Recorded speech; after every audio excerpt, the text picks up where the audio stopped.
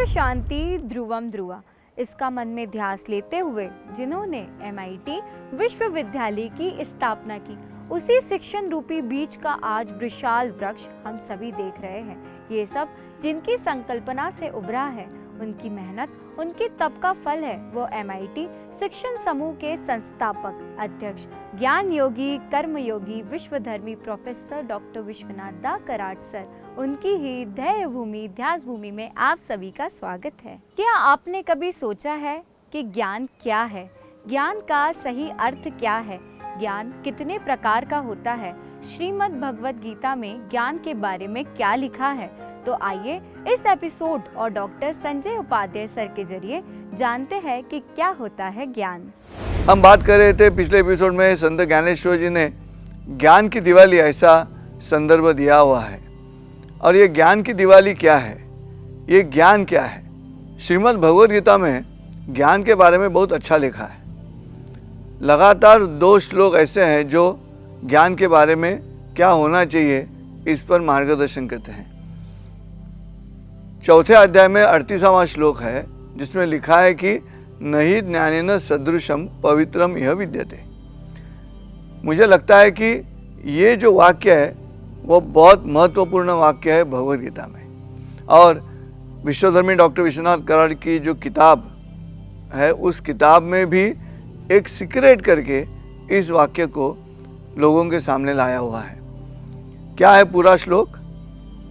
नहि ज्ञानेन सदृशम पवित्रम यह विद्यते तत् स्वयं योग संसिद्ध काले नात्मनि विन्दति। मतलब यह है कि ज्ञान की तरह दूसरी और कोई वस्तु पवित्र नहीं है, और जो ज्ञानी लोग हैं वो समय आने पर उस पर अमल करते हैं, उसको प्राप्त करते हैं। अब देखिए क्या ज्ञान है, ज्ञान कितने प्रकार का होगा।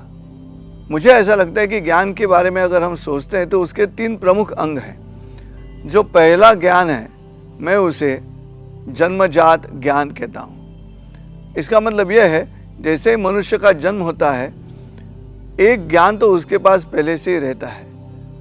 जो चतुष्टय के बारे में हम बात करते हैं, आहार, निद्रा, भय और मैथुन, तो आहार के बारे में बच्चा पैदा होने के बाद अगर माँ उसे गोद में लेके दूध पिलाती है तो वो दूध पीने की शिक्षा उसे किसी को दी है क्या?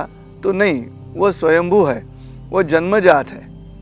यहाँ माँ को सिखाना पड़ता है कि कैसे पिलाना है, लेकिन पीने की जो शिक्षा है, पीने का जो ज्ञान है, वो उसे जन्मजात है। और इसलिए ये जो चतुष्टय कहा गया है, आहार, निद्रा, भय और मैथुन, इसमें ये स्वयंभू ज्ञान है, इसे हम जन्मजात ज्ञान कहेंगे।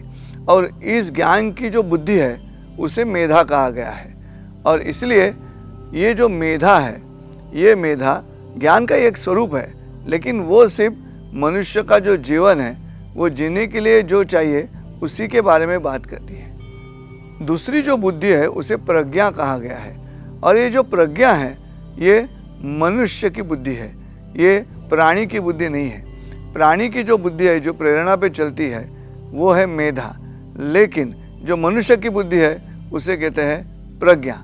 और इसलिए आपने कभी स्थित मेधा ऐसा शब्द नहीं सुना होगा, लेकिन स्थित प्रज्ञ ये जरूर सुना है। और भगवद गीता में इसके बारे में अर्जुन ने सवाल भी किए हैं कि स्थित प्रज्ञ कौन है और स्थित प्रज्ञा क्या है।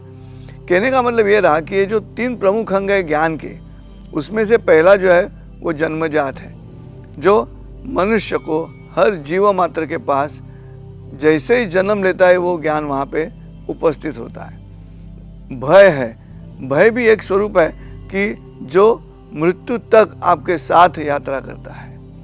निद्रा जो है वो मृत्यु तक आपके साथ यात्रा करती है। अगर आप मरीज हो और आपको नींद नहीं आती तो नींद की गोलियां देके, लेकिन नींद की आवश्यकता है, आप उसको टाल नहीं सकते। आहार की आवश्यकता है मरते दम तक। अगर मुंह से खाना मुश्किल हो गया तो लोग कहीं कहीं से नलिया डाल के लोगों को हॉस्पिटल में खाना खिलाने पे मजबूर करते हैं। सलाइन क्या है? खाने का ही तो रूप है। मतलब आहार लो, निद्रा लो, भय भी आखिरी दम तक रहता है मनुष्य के। या तो जो मरने वाला है उसे भय है, या उसके रिश्तेदार हैं उनके मन में भय है, लेकिन भय को आप टाल नहीं सकते। चौथा जो है मैथुन, वो एक विशिष्ट उम्र में ज्ञान के स्वरूप आपके सामने प्रस्तुत होता है और एक विशिष्ट उम्र में वो चला जाता है। वो मिथ है, मतलब शाश्वत नहीं है, इसलिए वो मिथ है, इसलिए वो शब्द तैयार हो गया है मैथुन। अब ये जो जन्मजात ज्ञान है ये भी पवित्र है। मनुष्य का जीवन, मनुष्य का अस्तित्व जिस पर निर्भर करता है उसमें इसकी आवश्यकता है। और जहाँ पे आवश्यकता है आप उसे टाल नहीं सकते। अंग्रेजी में उसको इंडिस्पेंसेबल कहा गया है, इनएविटेबल, आप उसको टाल नहीं सकते। वो हर एक ज्ञान पवित्र ही होगा क्योंकि उसकी आवश्यकता है और ये नीड बेस्ड है मनुष्य के जीवन के लिए, इसलिए वो पवित्र है। पवित्र शब्द आवश्यकता पे निर्भर होगा। ध्यान में रखिएगा, पवित्रता वहीं पे मिलेगी जब किसी आदमी को उस चीज़ की आवश्यकता हो। अगर समझ लो मैं गायक हूँ मैं गायक नहीं हूँ, डरो मत, लेकिन समझो मैं गायक हूँ, तो अगर गायक हूँ मैं तो मुझे हारमोनियम की आवश्यकता है, संवादिनी की आवश्यकता है, तो संवादिनी के बगैर मैं गा नहीं सकता। अब संवादिनी की अगर आवश्यकता है मुझे तो मैं गाना शुरू करने के पहले संवादिनी को नमस्कार करता हूँ उठाकर। क्या है, मेरे लिए वो पवित्र वस्तु होगी। ये जो पवित्र होना है, पूरे दुनिया में किसी भी समाज में कोई चीज़ अगर पवित्र मानी जाती है तो उसका जो बेस है, उसकी जो एनालिसिस हम करेंगे उसमें वो निर्भर है उस पर, उसकी आवश्यकता है, इसलिए वो पवित्र होती है। इसलिए जन्मजात में हमने देखा, आहार की बात ले लो तो हम श्लोक कहते हैं, खाने के पहले हाथ जोड़ते हैं। मराठी में तो बहुत बढ़िया श्लोक है जिसमें आखिर में कहा है कि उदर भरण नोहे जानीजे यज्ञ कर्म, ये यज्ञ है, यज्ञ में अग्नि है, जो मेरे उदर में है, मेरे पेट में वो अग्नि है और उस अग्नि के लिए ये यज्ञ कर रहा हूँ मैं। मेरे ख्याल से ये ज्ञान का एक हिस्सा, पहला अंग है जिसे हम जन्मजात कह सकते हैं। पवित्र है क्यों? आवश्यकता है। अब चलते हैं दूसरे अंग की ओर। दूसरा अंग क्या है ज्ञान का? वो है संपादित। अंग्रेजी में हम जिसे बोरोड कहते हैं। ये संपादित ज्ञान कौन सा है? तो मनुष्य जन्म लेने के पश्चात उसकी माँ और उसके पिताजी उसे कुछ ज्ञान देते हैं। वो ज्ञान क्या है? वो ज्ञान दुनिया के सामने जाने से पहले घर में ही कुछ ज्ञान उसको दिया जाता है। जैसे कई बच्चे जिनको हंसाना भी सिखाना पड़ता है, रोना नहीं सिखाना पड़ता लेकिन हंसाना सिखाना पड़ता है। तो ये जो हंसाना है या नमस्कार करना है, छोटा बच्चा है, घर में अतिथि आ गए तो माँ कहती है चलो नमस्कार करो, ये जो ज्ञान है वो समाज की तरफ जाता है, लेकिन ये जन्मजात नहीं है। बच्चा पैदा होने के बाद उसको सिखाना पड़ता है कि बुजुर्गों के सामने नमस्कार करना है। आजकल तो नमस्कार हम लोग देखते हैं ऐसे बाएं हाथ से करते हैं, पाँव लागू कहते हैं। ठीक है, वो तो ज़िंदगी जैसी रफ्तार बढ़ती जाएगी वैसे नमस्कार का भी स्पीड बढ़ते जाएगा। कहीं ऐसा क्षण आ जाएगा कि सिर्फ ऐसा करोगे तो भी नमस्कार बन गया। कोई बात नहीं, मन में क्या श्रद्धा है उस पर निर्भर करेगा, लेकिन ये एक ज्ञान है जो समाज में आचरण के लिए आवश्यक है। फिर उसके बाद मनुष्य स्कूल में जाता है तो स्कूल में उसको पढ़ाया जाएगा। अगर अंग्रेज़ी माध्यम में पढ़ रहा है तो अंग्रेज़ी सिखाई जाएगी, अगर अपनी मातृभाषा में पढ़ रहा है तो वो भाषा सिखाई जाएगी। वैसे मातृभाषा तो घर में बोलते ही हैं। ये जो मातृभाषा है वो भी ज्ञान है, पवित्र है। मातृभाषा क्यों पवित्र है? मातृभाषा इसलिए पवित्र है कि जब बच्चा पैदा होता है तब वो सुन सकता है लेकिन बोल नहीं सकता।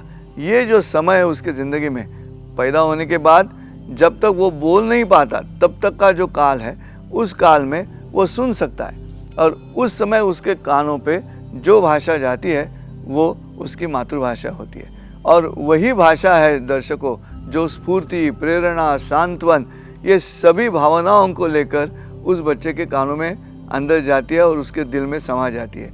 इसलिए मातृभाषा अहम महत्व रखती है। आज अंग्रेज़ी में हम पढ़ते हैं, लेकिन जहाँ तक भावनाओं का सवाल है, ये जो ज्ञान है वो मातृभाषा में जितना अच्छा मिल सकता है उतना और किसी भाषा में नहीं मिल सकता। और ये बात बोरोड नॉलेज या बोरोड ज्ञान, जिसे मैं संपादित ज्ञान कह रहा हूँ, ये दूसरे अंग में आती है। फिर स्कूल में पढ़ने के बाद आप चले जाओगे कॉलेज में पढ़ोगे। कॉलेज में जो ज्ञान पाया आपने उससे आपको नौकरी मिलनी है तो आप एंटिसिपेट करते हो कि मैं क्या पढूं, कैसे करूं, ये पढ़ने से मुझे कितने पैसे मिल सकते हैं, ये पढ़ने से कितना मैं यश पाऊंगा। ये सभी चीज़ें आती है, लेकिन ये सब संपादित है। क्या संपादित ज्ञान है? जो पहले से अस्तित्व में है, अब मुझे कोई दे रहा है। जो पहले से उस ज्ञान में एक्सपर्ट है वो मुझे सिखा रहा है, लेकिन वो पहले से अस्तित्व में है, इसलिए ये दूसरा ज्ञान आ गया संपादित। आवश्यकता है, आवश्यकता है। पवित्र हो गया, क्यों? आवश्यक है। हमें एसएससी में इतने मार्क्स चाहिए, 12वीं कक्षा में इतने मार्क्स चाहिए, ग्रेजुएशन में इतना चाहिए, फिर मैं एमबीए करूं, ये करूं, वो करूं, बहुत सारी चीज़ें। क्यों? आवश्यकता है। क्यों? उदर निर्वाह, खाने के लिए जो पैसा कमाना है वो कमाना इस ज्ञान के माध्यम से ही साध्य होगा, नहीं तो नहीं होगा। आप ग्रेजुएट नहीं हो तो नौकरी नहीं मिलेगी। कहने का मतलब ये रहा कि पवित्रता की जो व्याख्या हम कर रहे हैं कि भगवद गीता में जो कहा है, जो श्री कृष्ण अर्जुन को ज्ञान दे रहा है, क्या ज्ञान दे रहा है? वो संपादित ज्ञान है, वो जन्मजात ज्ञान नहीं है। और इसलिए ये जो संपादित ज्ञान है वो महत्व रखता है मनुष्य के जीवन के लिए, उसके करियर के लिए। तो चलो, ये भी पवित्र हो गया। तीसरी बात आती है, जो ज्ञान है शाश्वत ज्ञान है। अब मनुष्य के जीवन में शाश्वत क्या है? जन्म शाश्वत है, जन्म होने के बाद मृत्यु शाश्वत है, लेकिन जन्म शाश्वत ये ऐसे हम नहीं कह सकते कि जन्म शाश्वत है, वो निर्भर करेगा। आजकल अब जैसे जीवन आगे बढ़ते गया, हम देख रहे हैं हमारे महाराष्ट्र में तो पहले अष्टपुत्रा सौभाग्यवती भव ऐसे कहते थे। अब जैसे ज़िंदगी बदलती गई वैसे रफ्तार बढ़ती गई, रफ्तार बढ़ती गई, वैसे जो उधर निर्वाह का साधन है उस साधन में भी खामियां दिखाई दी, फिर गड़बड़ हो गई। तो चलो अब 2 या 3 बस इस पर आ गए हम, फिर 2 पे आ गए, फिर 1 पे आ गए, अब 1 भी नहीं चाहिए। इस तरह से हम आगे बढ़ते जा रहे हैं। लेकिन सवाल ये उठता है, शाश्वत ज्ञान में जन्म की जो बात है उस पर कहीं पर मनुष्य अपने बुद्धि और परिस्थिति के अनुसार अमल कर सकता है, समझ रहे हैं आप। लेकिन मृत्यु जो है वो हम टाल नहीं सकते। कब है पता नहीं, इसलिए उसको य अक्षर जो है संस्कृत में वो इन्फिनाइट, अमर याद करके कहा जाता है य।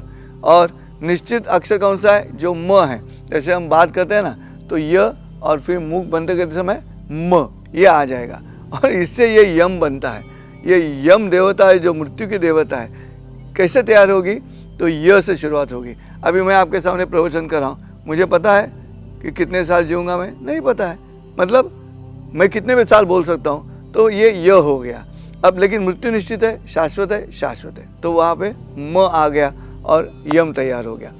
शाश्वत ज्ञान जो है, जो ज़्यादातर मृत्यु इस विषय को मध्यवर्ती रखते हुए तैयार होती जाता है। और फिर जैसे महाराष्ट्र में संत तत्वज्ञ जगतगुरु तुकाराम महाराज ने कहा है कि काल देहासी आला खाऊ आम्ही आनंदे नाचू गाऊ। क्या कहते हैं कि काल हम पर आक्रमण करने के लिए आ रहा है और वो देखकर हम खुशियों से नाच उठेंगे।